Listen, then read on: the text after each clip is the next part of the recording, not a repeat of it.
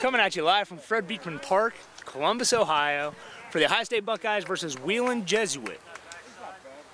We are coming at you October 5th. It's a nice overcast night. It was actually a beautiful day and slowly turning into a nice, cool, fall, crisp Columbus night.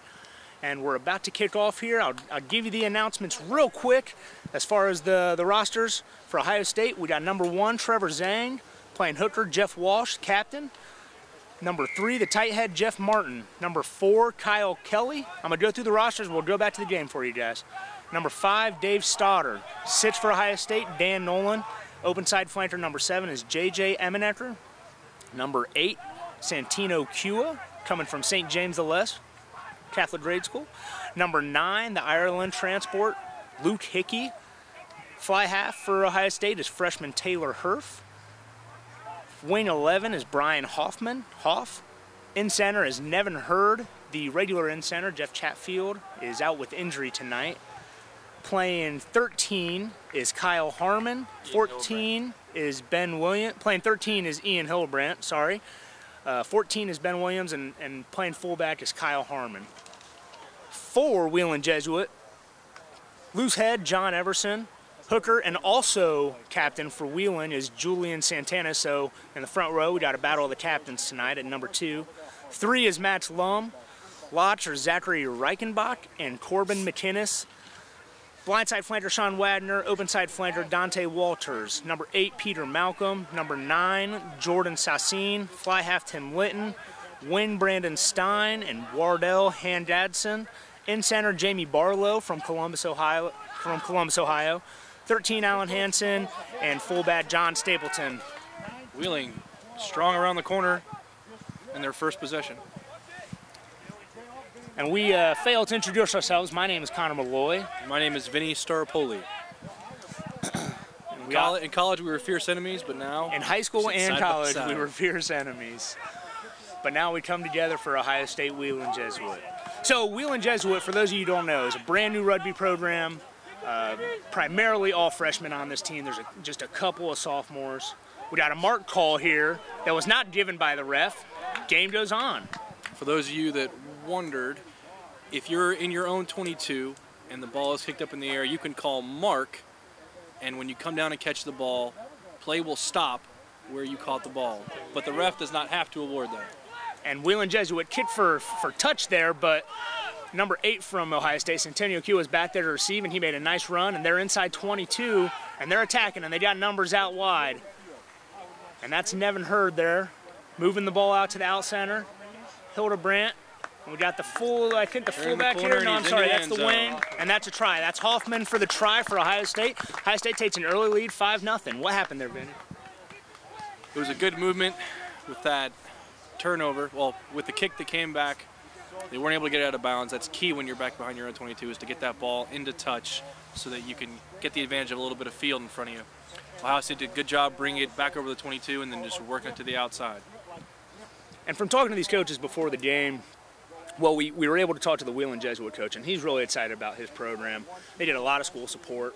They got a very young group, but a group that has played well together. He said the biggest thing with them, just as with a young team typically, is consistency, and those guys playing a full 80 minutes and depending on each other for that 80 minutes. Ohio State, definitely the more experienced team out here, but kind of a similar issue. The kick is no good there, and that was Taylor Herf on the kick. That was a wide kick, so a very tough one for him to try and convert. Taylor on the year has been a fantastic kicker for the Buckeyes. He had a lot of trouble last week when we were playing Indiana, left a few points on the field, but normally he's an outstanding kicker for the Buckeyes. Jesuit, oh, go ahead, sorry. It's okay. Something that you're going to see, or something that we could potentially see tonight, particularly with young teams, is that they get a lot of steam coming out of the gate, but it's hard to maintain when you get in a game against a team that trains for 80 minutes. So I'll be interested to see how they hold it together through both halves. Yeah, absolutely. Ohio State's putting the ball deep there. As a kid, I'm sorry, I missed the kicker. I believe it was Herf. Put it behind 22, and Jesuits returning now. Decent counterattack. They actually broke the gain line there. And it looks like they're going to retain the possession. Ref's going to let it play. If the scrum half touches the ball, then the offside lines go away and you can advance on the ball. Yeah, and it just looked like a situation there where that ball kind of got stuck in there. That Scrum half went to make his play on it and couldn't dig it out as clean as he'd hoped, and Ohio State was able to take advantage. You got a knock on there over in the corner. Jesuit swings it wide there and knocks it on, unfortunately. And actually, that was Ohio State. Oh, I'm sorry. On, so this is Ohio State knocked on. I missed it. It looks like it must have been somebody stepping into a passing line, yeah. But Jesuit went to spread that ball out wide, and looked like some clean passing there. That much is good to see from that young team. You always hope that they can move the ball cleanly. That's not always as easy as it seems to do. Scrum to Jesuit here. We'll see what the front rows are made of. As I said, the captains for each side are the hookers. So you would expect those guys to be experienced and to know what they're doing as much. A good scrum as the game goes on, you'll see them adjust. They'll widen a little bit, or they'll try and get in tighter. You'll see the hookers talking to their other front row members and the locks a lot to try and make those, again, key in-game adjustments. And nice defense there by Ohio State, but Jesuit's going to move the ball. They get it out wide despite the efforts by Nevin Hurd there on the stick on hometown hero Jamie Barlow. And Jesuit's now in Ohio State territory with a good attacking ball here. And they got good numbers out. Fly half's going to kick it. Popping one up to midfield there. And what do you think about that kick, Vinny? I personally don't like it. I like keep the ball in hand, especially when you're inside 40 there. Keep the ball moving. Right, you'll see a lot of fly halves that try and put it into space when they start approaching the try line, but they really need to make those kicks more deliberate and decisive. It wasn't a strategic kick, it was trying to relieve pressure, trying to see if they could put a foot game on, but most of the time it doesn't work. Kyle Harmon, number 15, makes a little kick to himself, and he's out to Ben Williams, who's playing from Westerville, Ohio. Ben Williams runs it into touch. The fans don't like the call. Probably because it's a Jesuit touch judge making the call. They usually don't like it when that happens. But either way, it's now Jesuit's line out, and we'll see what the lineouts look like here.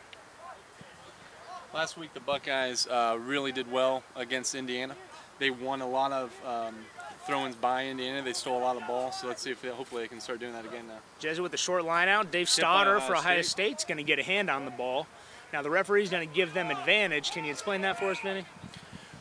Whenever an infraction occurs in the game, the other team has the opportunity to make an advance on the ball, and it's called being given the advantage. So if they don't take the opportunity and actually advance the ball forward to the ref's liking, he'll call it back up, and they'll play the penalty or dead ball foul wherever it occurred. So that's an infraction there that any coach is going to take just about any time. Stoddard went up, made a good play on the ball, got a hand on it. You never want to give them a clean line out to do what they want with it. So to take that infraction, give Jesuit a scrum there really isn't anything lost for Ohio State. Anytime you can have a good lock or any jumper there in the line out, disrupt the other team, that's what you want. You're going to have some opportunities where they knock it on, but most of the time you're just going to cause the other team to get flustered. Yep. And Ohio State putting pressure on Jesuit in the scrum, it looks like. They had a slight wheel on there. Ended up with the blindside flanker for Jesuit picking the ball up. You never want that. You never want your flankers picking that ball up unless it's a... And Herf to Stoddard here. Stoddard gets tackled well by Jesuit. Luke Hickey comes out clean with the ball, and he's taking it up himself. Scrum half picking. Scrum half's in. And there's a whistle. Looks like a penalty to Ohio State. Hand rolling away. Jesuit got called for staying on top of that ball. In a tackle situation, the tackler needs to give once they both hit the ground, both players need to get to their feet. And if the tackling player does not give the offensive player a chance to get up, that becomes a penalty situation. And as our commentating partner, Matt DeBar, told us, Ohio State likes their kicker, the freshman Taylor Herf from New Jersey. So to have a veritable chip shot here, 15, 20 meters out, straight on, they're going to take those 3 points almost every time. When we played Cincinnati, beat them 60-5.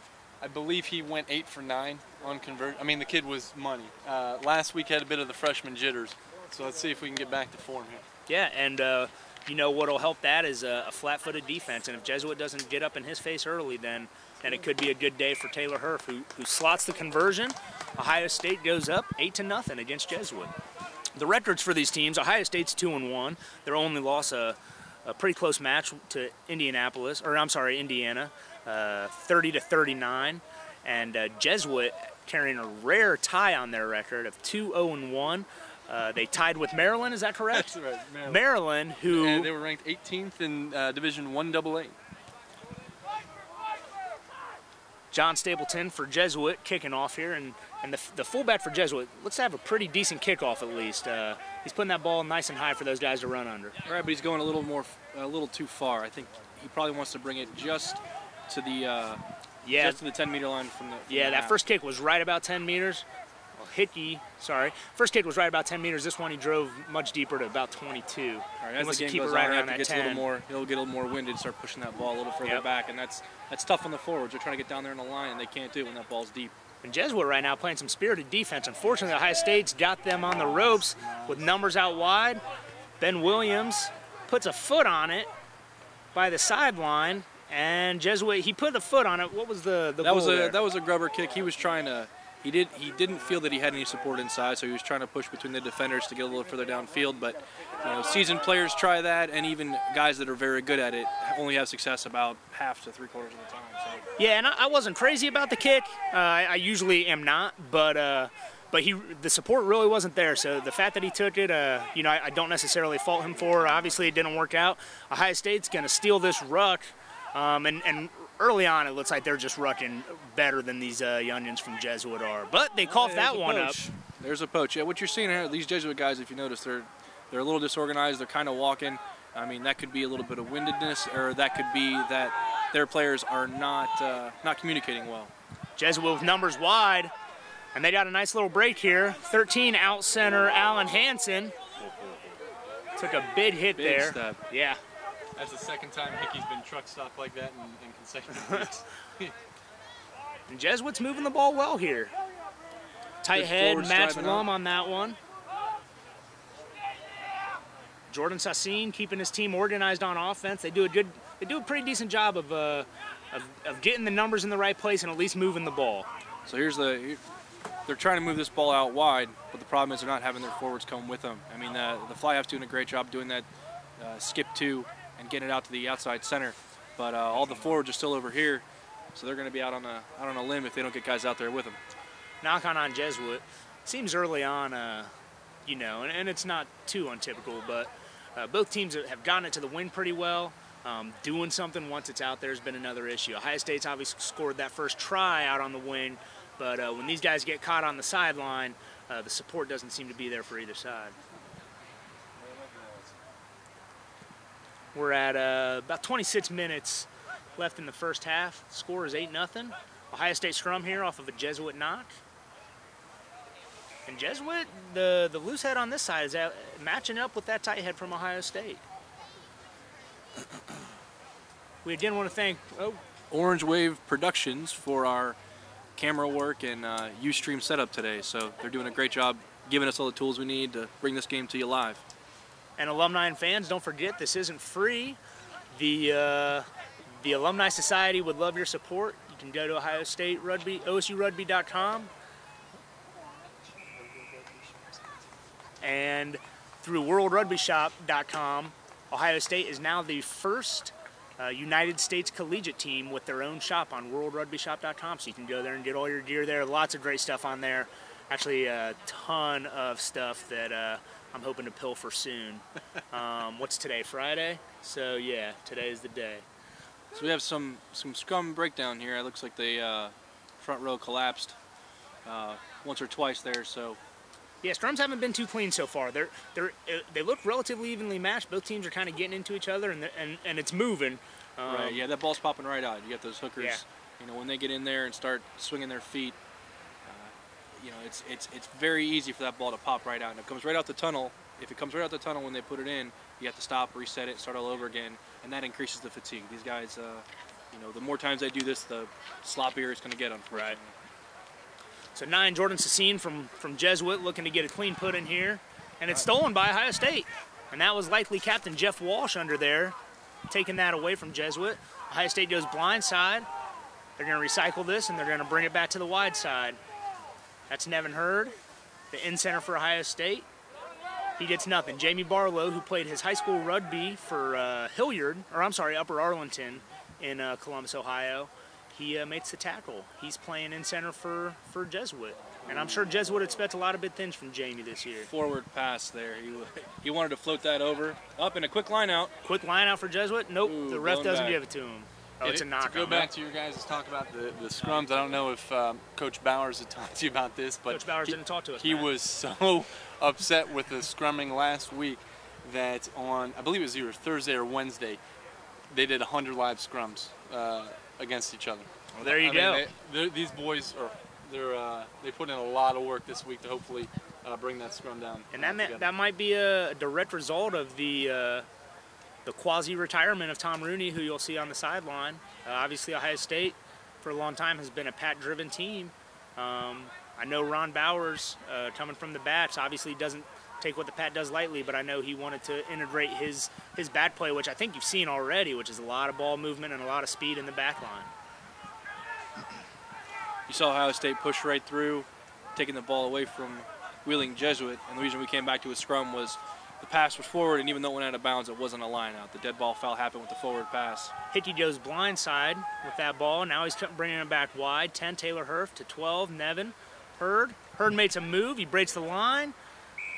He's got support there. It's a penalty for high tackle. High tackle, and I would think Ohio State's going to take the points here again with faith in your kicker here, and early get those points on the board early.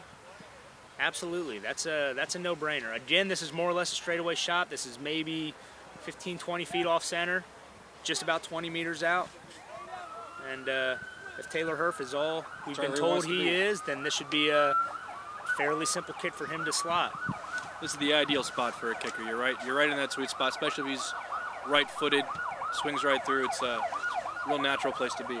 So we got a chance to talk to Jeff Chatfield, the regular in center for Ohio State, and he said Ohio State plays very well. Kid's good. That'll make it 11-0. Ohio State with 22 minutes left in the half. Jeff Chatfield, he likes his team. He said they have a lot of cohesion, a very tight-knit team. He said their biggest issue these days, this year so far, has been just mental lapses, slight mental lapses, and unfortunately mental lapses at inopportune times. And last week it cost them the game against Indiana, and he said you can't expect to give up 39 points and come out with a victory. Oh, and Jesuit makes a nice play on the kick here.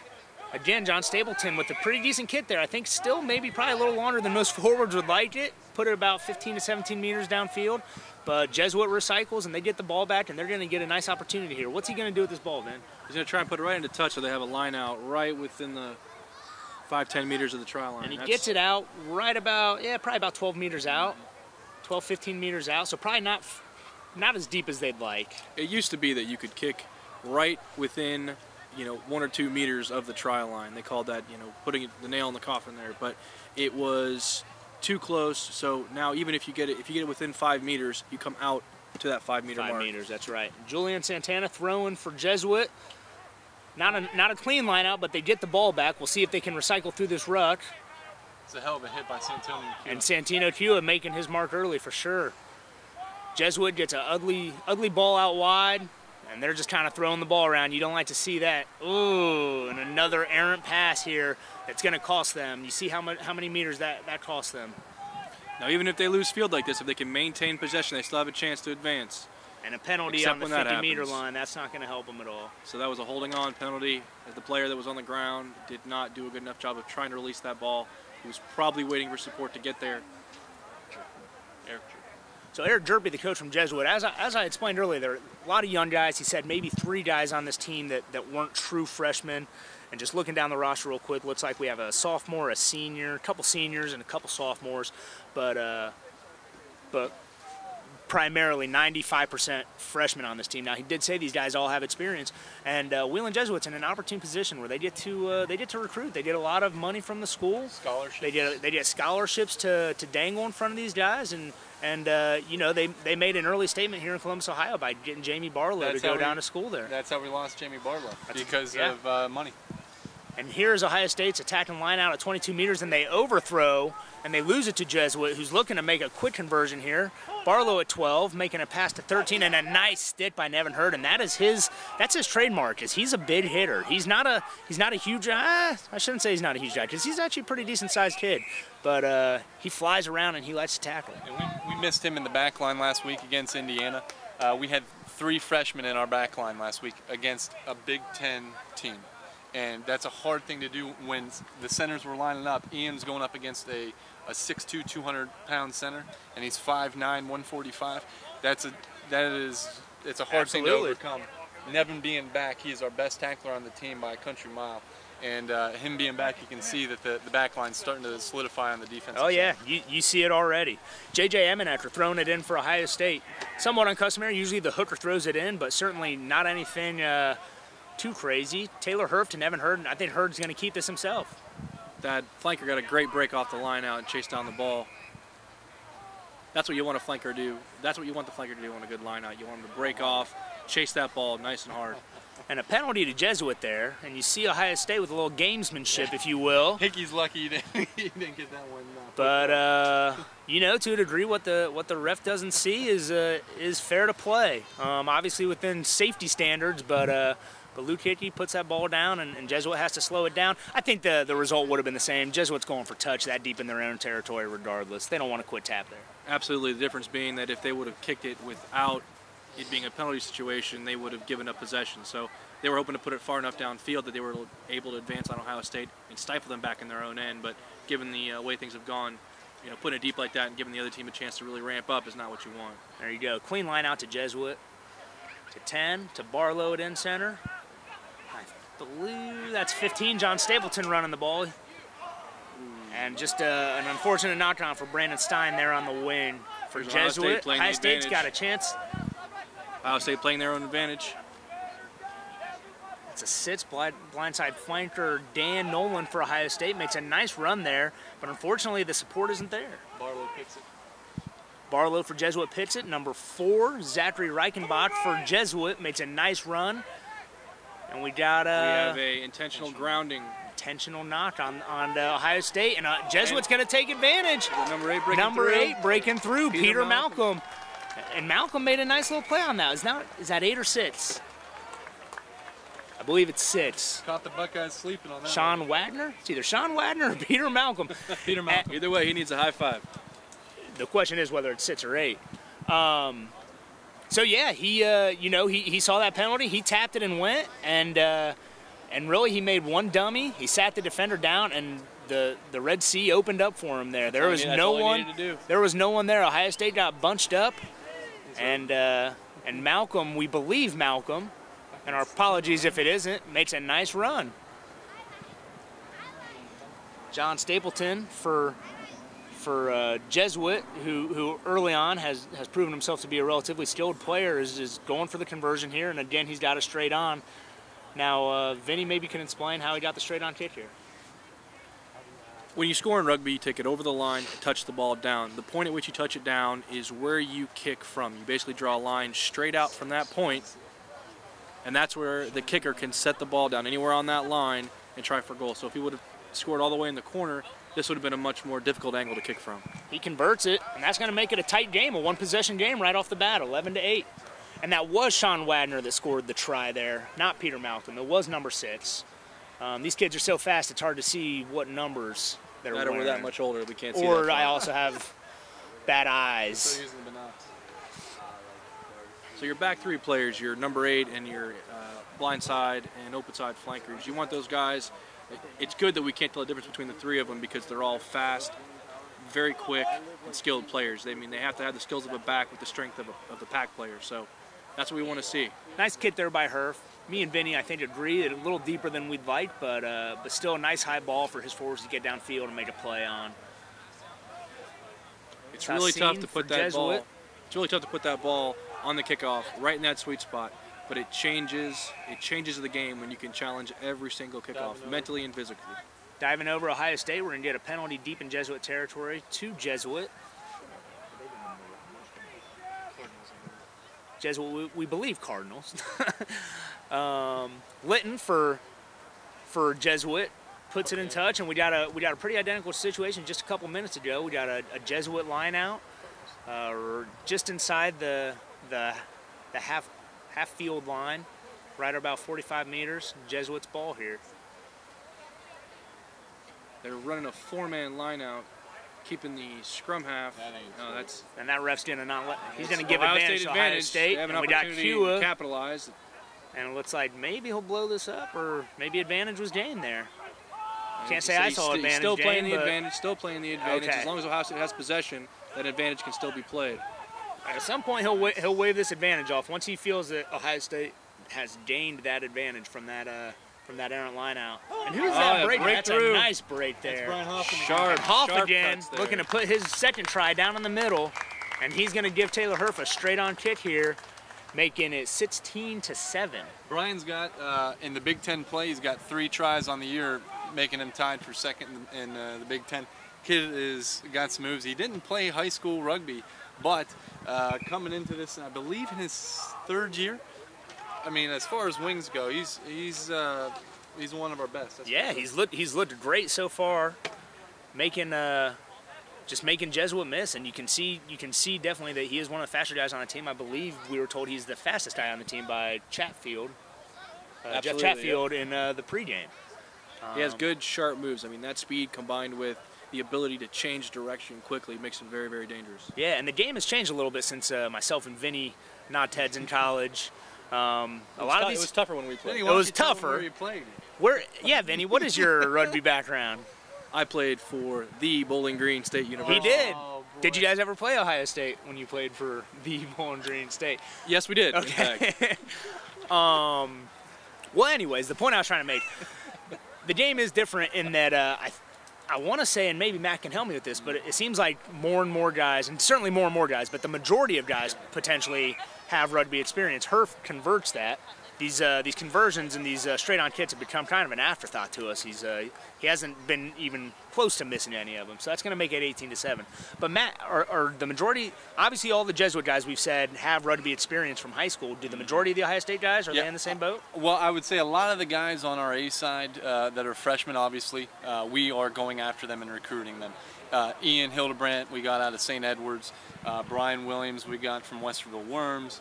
And then Taylor Hurf, obviously, comes from New Jersey, and all 3 of them are fantastic players. So, yeah, we are definitely trying to recruit high school rugby players. Now, we still have kids that are coming out who are not players, but you need those kind of players to develop. Absolutely.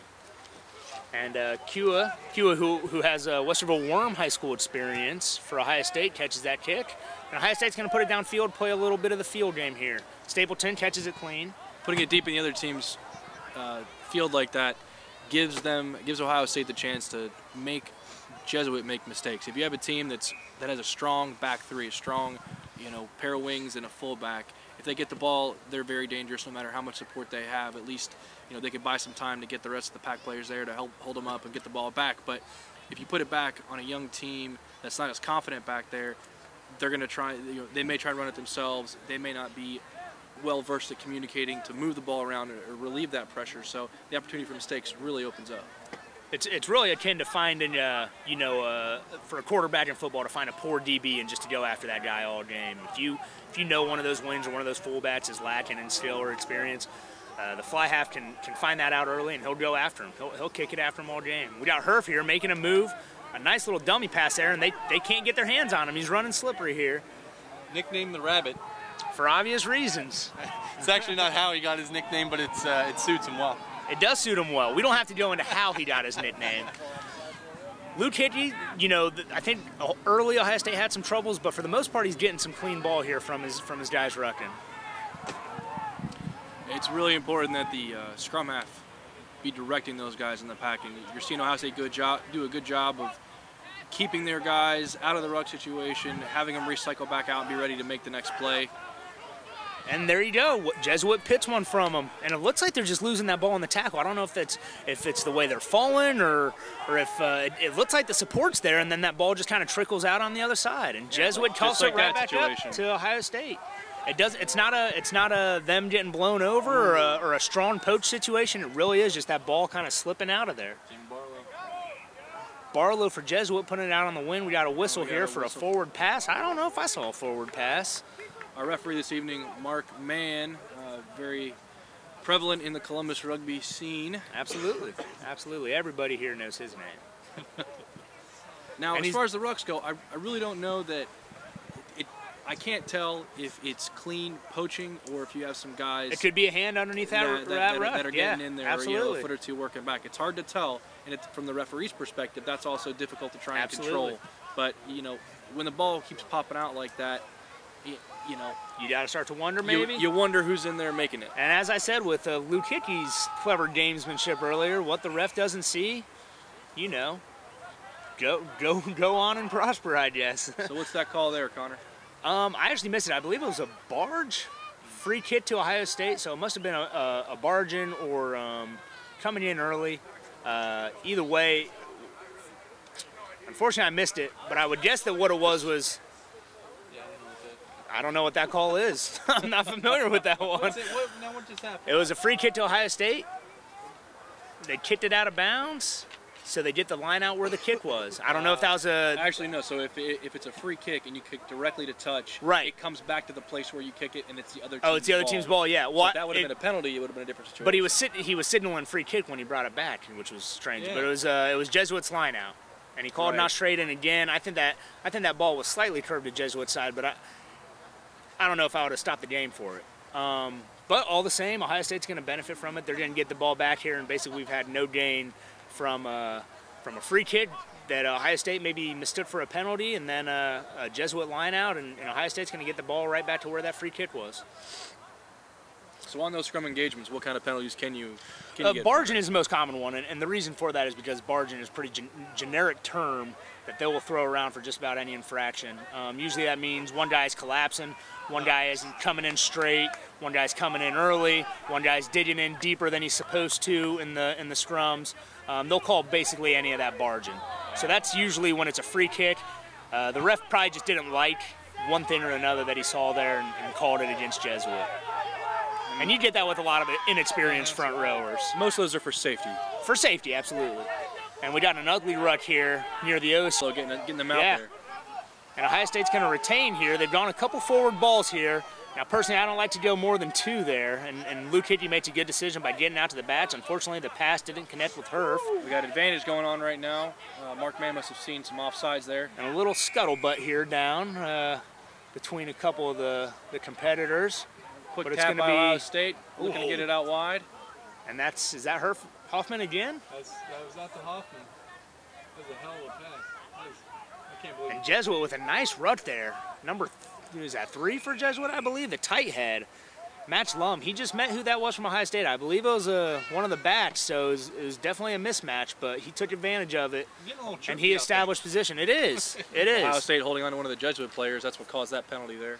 Nothing wrong with that. You don't want to see punches thrown. You don't want to see boots thrown willy-nilly, but for a young team to step up to these guys and say, hey, we're young and we're inexperienced, but we're coming on your field and we're going to let you know that we're here to play rugby. You like to see it to a degree. And I'm sure Coach Jerpy's going to tell them, you need to settle it down. We don't need penalties, but deep down inside him, Coach Jerpy kind of likes the gumption that they're showing there. Score we have right now is 18-7. Got about 7 minutes left in the first half.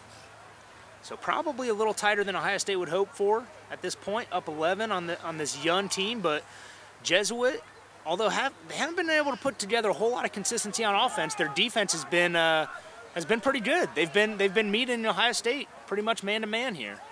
Again, we got to remember they're a team made of nothing but freshmen, a few sophomores, and this is their first year ever playing rugby. Absolutely, yeah. And, well, as a team, because the good thing is that these guys all come in with experience, right? So high school, me and Vinny can both attest, well, maybe me more so, as Vinny played for a very successful high school team, but high school rugby to college rugby is a big difference. But Coach Eric Jerpy, he got to pick these guys. These guys are hand-picked, so he wasn't going to get guys that didn't prove themselves on the field. And these guys are showing it now that even though they may be young, they're going to step up to the plate. And he stole, again, I'm going to bring it up all night because he stole one of our commitments. And he stole a big one. Jamie Barlow. And I believe that's much like Urban Meyer and the Brett Bielema TIFF, the verbal commitment versus the actual signed commitment. Nothing you can do when they're offering money. Hey, kudos to Jamie Barlow. Yeah, scholarship was there, you got it. You can't fault Jamie for Absolutely taking a not. scholarship. We'll see him in 2 years when he comes back to Ohio State. That was a joke. That was a joke. Dante Walters again throwing in for Jesuit here. That's Ohio State. Oh, I'm sorry. Ohio Yes, State through. Emenecker for Ohio State throwing in. Jesuit gets the disruption there. Barlow makes a cut at nice the middle. move, but he's got no one there, and Ohio State may be able to take advantage of that. Jesuit recovers well. They're going to win this ball back. Sassine out to number 8. Who is giving the business on that? And Jesuit. Santino Kua is running around the field causing mayhem. As an Italian, I want to make sure you pronounce that name right. Kua. Santino Kua is the number 8 for Ohio State's name. Now he's another Westerville Warren product. He went to Davidson College in North Carolina, I believe, to play college football for a year. And last year, or this past summer, he was down with the Sharks in where's that? South Africa. South Africa. I believe, that's correct. So he was at one of their development camps down there. So Santino played for the same high school program as Vinny here, and he actually went to the same grade school as yours truly. Didn't me. he hear a worm? I was. Ugh. One of the first 4-year worms come out of the program. The esteemed Corey Allenbach, who was in attendance this evening. Now, do you get a coin or a special tattoo for your first 4-year? What is that award? No, we're just great. That's okay, all right, okay. So we have a Jesuit ball here. It's an Ohio State penalty. I'm sorry, I missed the call there, but Jesuit ball here, just inside their own I think Ohio State lost out of bounds. 10-meter line. Something to really watch here is these pack guys. I think the Jesuit pack has an awakening. I mean, a couple minutes left here in the first half, but the biggest challenge for these guys is to keep moving. I mean, as the pack, you're doing a lot of really hard work in there, but they have to stay on their feet. They have to keep moving. The rest of the team absolutely needs them. Absolutely. Jesuit's got another ball that they're moving out wide and just not doing a whole lot with. Hey, look, they're just trying to relieve and, pressure. And that kick there isn't going to do a whole lot for Jesuit unless they make a heck of a play here. Well, Kyle Harmon playing fullback from Ohio State makes a clean pick here, and he's going to advance that well. He's just outside the 22-meter line, and Ohio State, and there you go. And that looked like hands in the rut to me. Whether or not Mark saw the same thing, nope. Mark saw him holding on to the ball. Quick tap by Jesuit. Quick tap by Jesuit, and they need to get the ball off the sideline here. You can't go alone. You can't go alone. And that's not a quick tap you want to see taken. Quick tap down the sideline, that sideline becomes a defender in itself. But Jesuits recovers well. They get it out to, they got a forward running with the bats there that Jamie Barlow offloaded to. Buckeyes, I don't think. And Mark Mann's bringing it back. Taking his time. Hopefully it's not a penalty because he's not really setting the mark. I believe they weren't back. It is they a weren't penalty. back 10. Not 10. Well, they can't take the second quick tap anyhow, I believe. Yeah, on that second penalty, when the other team has not retreated that 10 meters, it's a safety concern where you want to make sure that they get back, give the other team the opportunity to advance the ball. So the ref's going to blow that up and make sure that they get back. Keep it from a mess of bodies there on the ground. And Jesuit's going to put it to touch, and they're going to have a throw in here, and they've switched it up a little bit here. Now their hooker has thrown it in. Julian. Oh no, I'm sorry. I'm getting the teams confused. Santana for Jesuit's been throwing all game. That's their captain and hooker, Julian Santana, and they have a full line out now, which they did switch up. They win clean. The 4-man. Clean ball, errant throw, little deeper than the Stapleton there was looking for. Now that ball was trying to go to a couple of the flankers that were.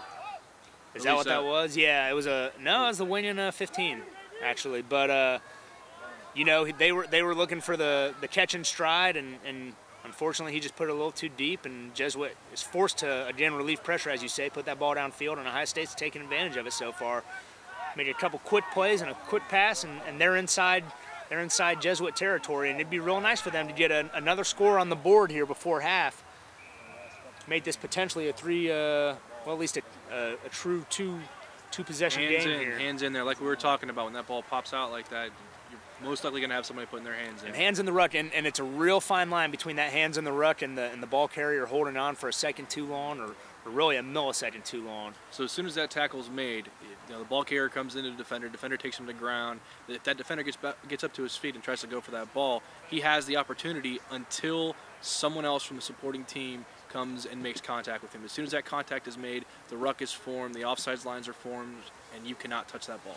And it's real tough to play by the rules and put that ball right down when all you see is the opposite jersey standing over you just waiting for it. So Ohio State's going to get a nice ball here right about 7 meters out for the line out. Again, they're staying with the full line out. Amenecker thrown in, Stoddard, clean win, and they're going to drive this. And that's not too surprising, and it looks like Jesuit was playing for it. Mark Mann waving the backs to come up so that they can be in line defensively. And they're going to roll. They're rolling this drive. So they could sneak this in. We're watching a maul. They're moving it. They're moving this maul, and they're in. And if they can touch it down, maybe they aren't in. Got a bad angle. Hickey's going to get the ball out. Not a great pass, but Hurd picks it up clean. Nevin Hurd makes a heck of a play there.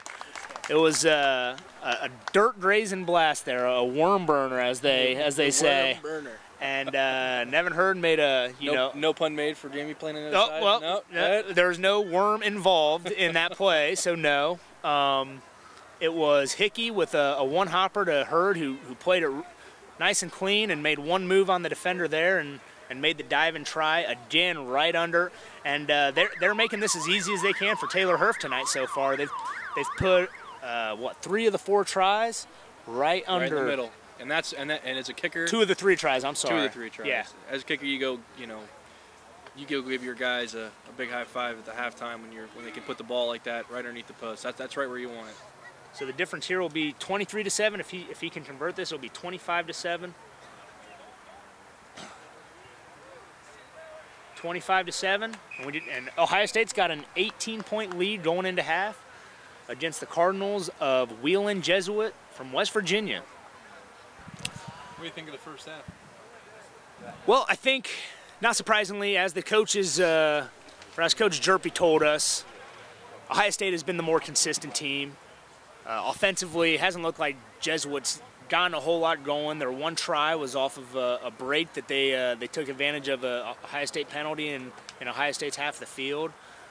Defensively, they look pretty decent, but again, it's that consistency. It's the few lapses. Ohio State's looked good, not great. What do you think, Vin?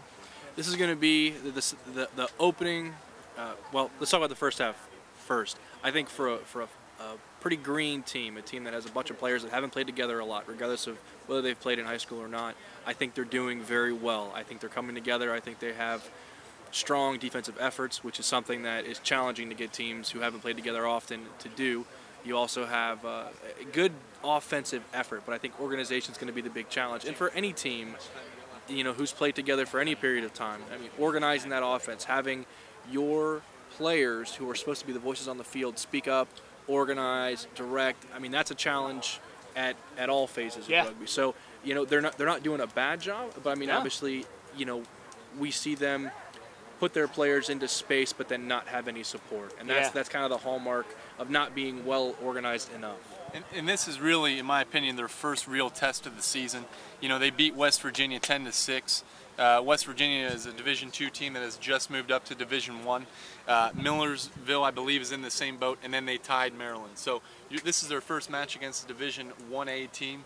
Right now, it's shown that they're moving up a division, or playing up a division, excuse me. So they got a big task ahead of them in the second half, and hopefully the Buckeyes can stay on top and keep pounding them. Yeah, we'll see what the response is. Hopefully Ohio State doesn't get a false sense of security here with that 18-point lead, and we'll see how game Jesuit is to challenge them. This will be that mental test that Coach Chatfield was talking about beforehand, where they come out a little bit flat at the beginning and end kind of flat in their gameplay. So they need to come out strong, and they need to keep the lead that they have now. And we'll be back for the second half here in probably 3 to 4 minutes when they start up play again. So go hit the head and go get your drink, and we'll be back in a few.